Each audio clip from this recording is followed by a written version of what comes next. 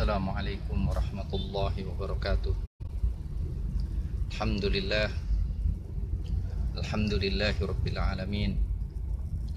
Wassalatu wassalamu ala asrafil anbiya'i wal mursalin, nabiyina Muhammad wa ala alihi wa sahbihi ajma'in, amma ba'd. Qala ta'ala, a'udzu billahi minasy syaithanir rajim. Wa innakathu aymanahum min ba'di ahdihim wa ta'anu fi dinikum faqatilu a'immatal kufr innahum la aymana lahum la'alahum yantahun. Wa ba'd. Ma'asyiral muslimin, hafizakumullah. Dalam kesempatan yang sangat mulia ini, di hari sore hari, kami ingin menyampaikan keprihatinan yang mendalam akan fenomena yang terjadi di tengah kita, yaitu fenomena pelecehan terhadap simbol-simbol agama, fenomena meremehkan, menghina agama Islam. Ma'asyiral muslimin, dinul Islam mendasarkan diri atas ta'zim hurumatillah, mengagungkan segala hal yang diagungkan oleh Allah Subhanahu wa ta'ala. Allah Subhanahu wa ta'ala berfirman, wa yu'azzim sya'airallah Allah fa innaha min taqwal qulub. Dan siapa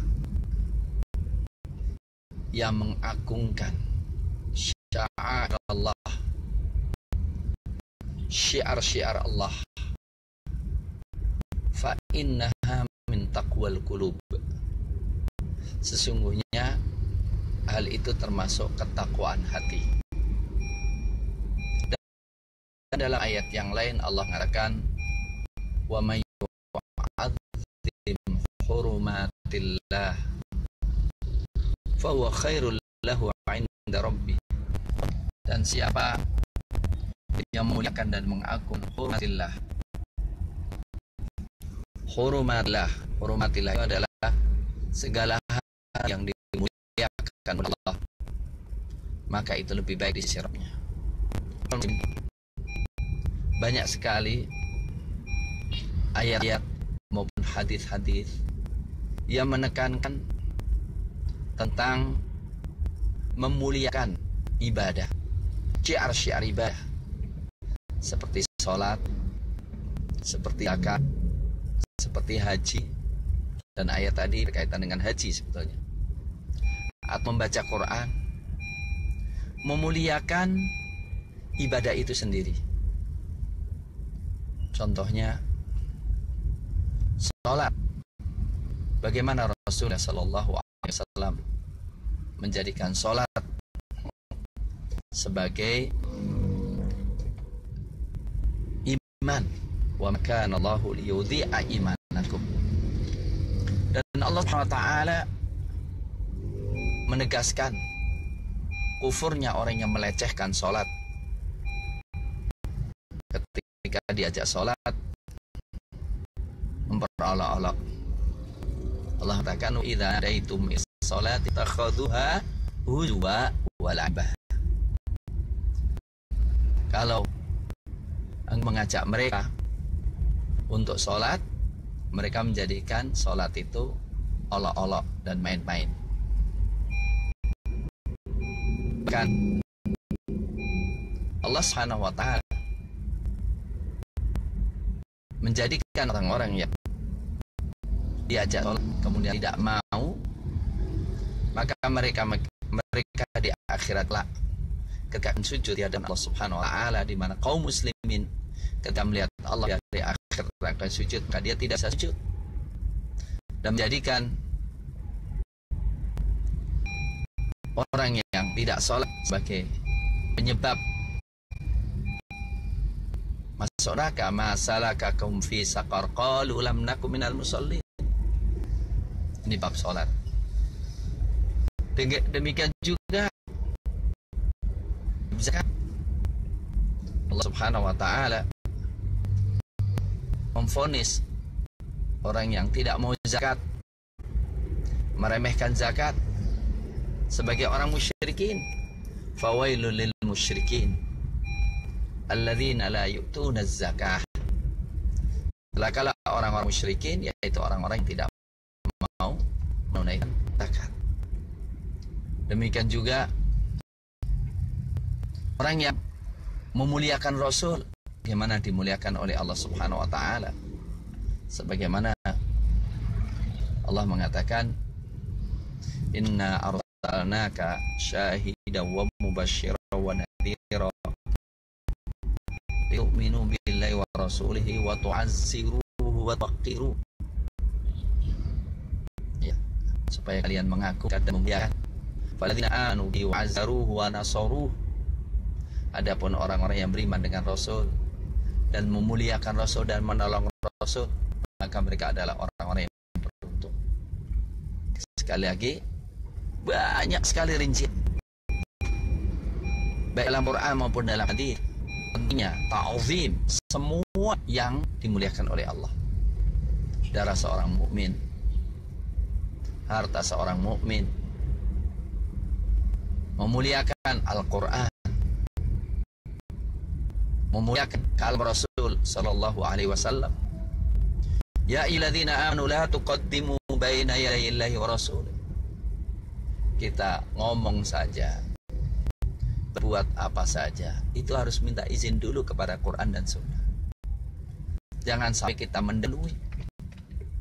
La tajharu lahu bil qawli ka jahri ba'dikum li ba'din atahbatu amalukum antum la tash'urun. Jangan kalian mengeraskan suara Anda lebih daripada suara Rasul. Takut gugur amalan Anda. Subhanallah. Coba kita perhatikan. Rinci. La taj'alu du'a Rasul bainakum ka du'a ba'dikum ba'dha. Jangan kau menjadikan panggilan kepada Rasul seperti memanggil di antara kalian satu sama lainnya. Jadi dalam Quran sangat ditekankan menghormati Allah, menghormati Rasulnya, menghormati Al-Quranul Karim, dan sangat mencela dan memvonis berat orang-orang yang tidak memuliakan itu semuanya. Rasulullah Sallallahu Alaihi Wasallam ketika mengirimkan surat kepada Mauqukis, dirobek, langsung Rasul berkomentar, masakallahum lakatah. Dia, Allah akan menghancur, merobek-robek kerajaannya. Dan Allah Subhanahu wa taala mengatakan perjanjian damai atau zimmah dilakukan kepada orang kafir selama mereka memulihkan apa yang diberikan oleh Allah. Tapi ketika sudah melecehkan dinul Islam, maka harus diperangi. Maka wa inakatsu aymanahum min ba'di ahdihim wa ta'anu fi dinikum. Kalau mereka merusak perjanjian mereka yang sudah mereka lakukan. Wa ta'anu itu artinya apa? Mencela. Fi dinikum, dalam agama, faqatilu a'immatal kufr. Perangilah pemimpin kafir. Jadi subhanallah, orang-orang yang mencela di Islam adalah menjadi pemimpin kafir. Ya, menjadi pemimpin kafir. Untuk itu, pencela Islam yang mencaci maki Allah atau mencaci ke Rasulnya atau mencaci maki Al-Quran, hukumnya apa? Kalau dia sebagai orang Islam dan dia tahu dia orang Islam, dia tahu, maka langsung murtad. Adapun mencela Rasul, mencela Allah, banyak sekali ulama, contohnya Syekhul Islam Taimiyah dalam kitabnya As-Sarimul Maslul ala Syatimir Rasul, pedang yang terhunus tertuju kepada orang yang menghina Rasul, kalau itu orang Islam murtad dan sudah tidak terima taubat. Nah, artinya taubat, silakan taubat, itu urusan Allah, tetapi di dunia nggak diterima, hukuman mati harus dilakukan. Nah, kalau dia orang kafir dan kafirnya kafir zimmi, dia kafir yang dilindungi oleh kaum muslimin, maka atau mu'ahad atau kafir yang ada ikatan perjanjian damai dengan kaum muslimin, maka pelecehan itu menjadikan gugur apa? Perjanjian damai itu, atau gugur ikatan perlindungan itu. Maka Allah SWT mengatakan, wa in sa'alahum, kalau engkau bertanya kepada mereka, la yaqulun, mereka akan mengatakan, inna kunna nakhudhu wa na'ab, tiada lain kami hanya sekedar main-main dan sendaguro, ngobrol aja lah dan main-main. Qul, katakanlah kepada mereka, katakanlah ya Rasul kepada mereka, abillahi, apakah dengan Allah, wa ayatihi, dan Rasulnya, kuntum tastahzi'un, yang memperolok, la ta'tadiru, jangan ngajukan alasan, jangan ngajukan asal, la ta'tadiru, qad kafartum, kalian telah kafir, ba'da imanikum, setelah iman kalian. Jadi orang yang memperolok-olok ayat-ayat Allah, kalau dia Islam, maka dikatakan oleh Quran, qad kafartum ba'da imanikum, kalian telah kafir setelah iman kalian. Ma'asyiral muslimin, dinul Islam menjadikan ad-din itu pemuliaan Allah, pemuliaan Rasul, pemuliaan perintah dan larang Rasul, pemuliaan syiar-syiar Allah dan syiar-syiar Islam, cinta, penghormatan, pemuliaan. Maka lawannya ketika sudah tidak ada, maka hilang pula agama seseorang. Nah, kalau pada zaman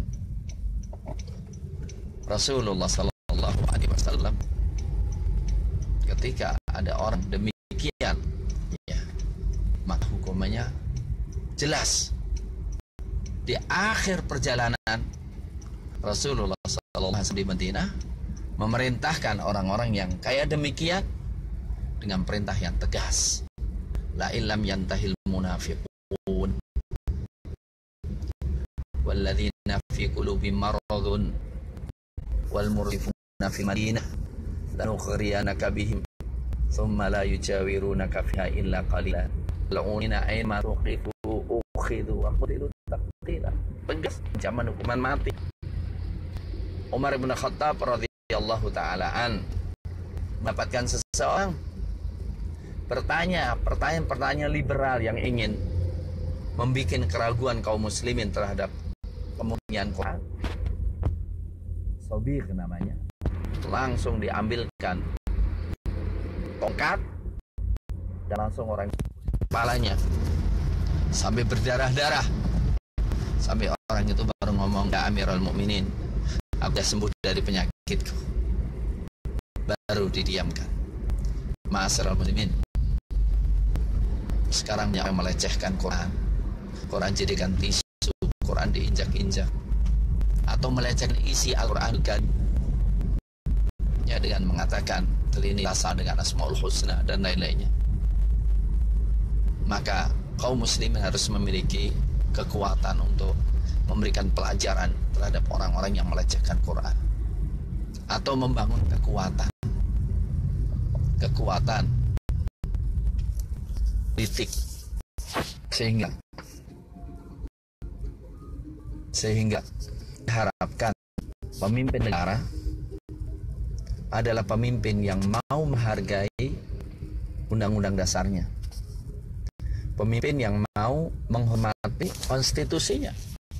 Dan konstitusi Indonesia adalah konstitusi memelihara dan menghormati agama. Maka kalaupun sekarang ya, karena kekuasaan tertinggi sudah tidak menghormati agama ya, dan lebih banyak mendukung kekufuran, kemunafikan dan keliberalan, dan Islam mengutamakan sah dan menghindari bahaya, maka kita harus melakukan tindakan prosedural akan undang-undang yang bisa dimanfaatkan untuk membela kemurnian Quran. Tapi kalau tidak bisa, maka harus kita lakukan kapitalisasi yang mengalahkan itu, menjadikan kaum muslimin semakin menghormati Islam, kemudian menjadikan kesadaran kaum muslimin untuk memilih pemimpin, imam yang mau memuliakan Al-Quranul Karim, memuliakan agama Islam, memuliakan Allah dan Rasulnya. Dari silah izzatul Islam wal muslimin bisa terbangun dengan baik. Sehingga demikian, ma'asyiral muslimin, mudah-mudahan bermanfaat sedikit apa yang kita sampaikan, dan mudah-mudahan Allah memberikan kekuatan kita untuk membuktikan kemuliaan Islam, kemuliaan Islam dan muslimin. Assalamualaikum warahmatullahi wabarakatuh.